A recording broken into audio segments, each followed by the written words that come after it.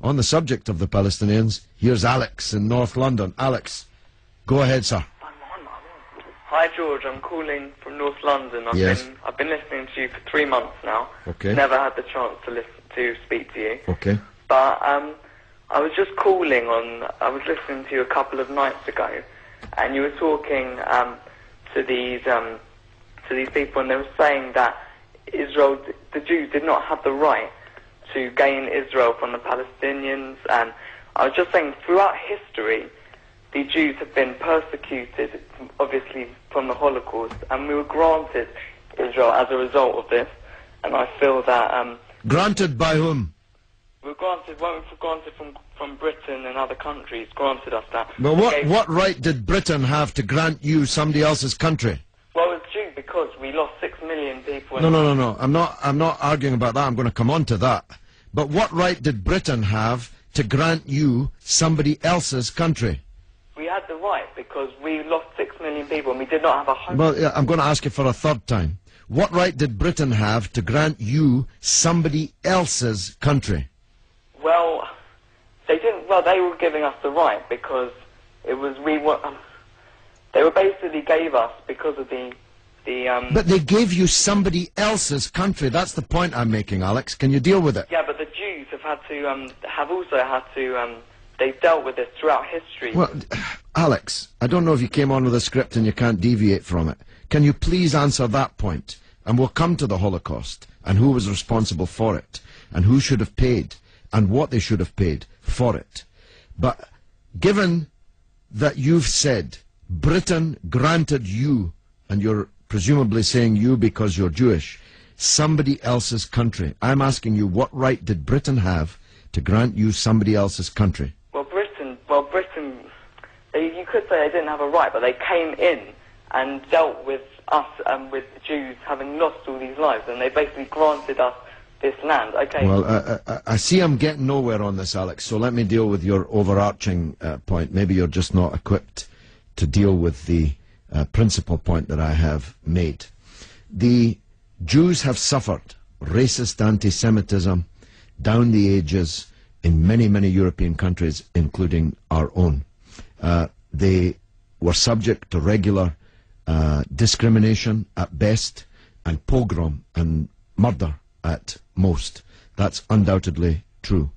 The one place in the entire world that Jews were neither discriminated against nor subject to pogrom was the Muslim world. In fact, so much was that the case that when Christianity came back to power in Spain, in Andalusia, in the western extent of the Islamic Empire, when the Muslims left, the Jews left with them because they feared the Christian anti-Semitism which would be unleashed in the wake of the departure of the Islamic civilization in the West.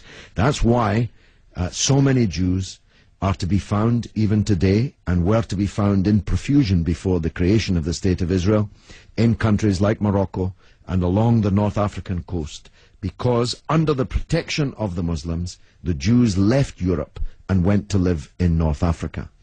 The Palestine that was wiped off the map when Britain granted you somebody else's country had Jews living side by side with Christians and Muslims for century upon century without the slightest trace of discrimination or violence or pogrom. So, what's happened is that Christian anti-Semitism in Europe, which massacred 6 million Jews in the greatest crime in human history, was paid for not by the Christian countries of Europe that either practiced or turned a blind eye to that anti-Semitism, but was paid by the very people who were completely innocent of that Holocaust, who had never persecuted the Jews, who had never pogromed the Jews.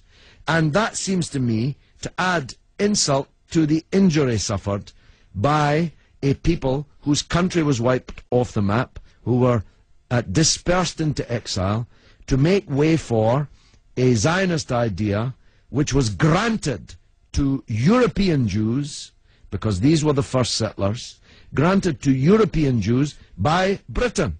And as you have singularly failed, 4 times I asked you, to acknowledge that Britain had no right to give away somebody else's country, one country given to a second people, the land that actually belonged to a third people, it seems to me an all-round injustice, don't you think, Alex?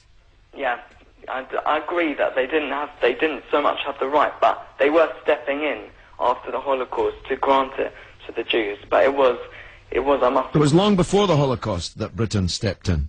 Britain stepped in 1917 with the Balfour Declaration made by the British Minister Balfour on our behalf to a group of atheistic Zionist Jews. I make the point about atheism because it's now claimed that this is some biblical land right, as if God was an estate agent. The men to whom Israel was promised were atheistic Jews. They were not only not speaking for all Jews, they represented at that time in 1917 a tiny proportion of the world's Jews. Most of the world's Jews supported communist or socialist parties and ideas at that time.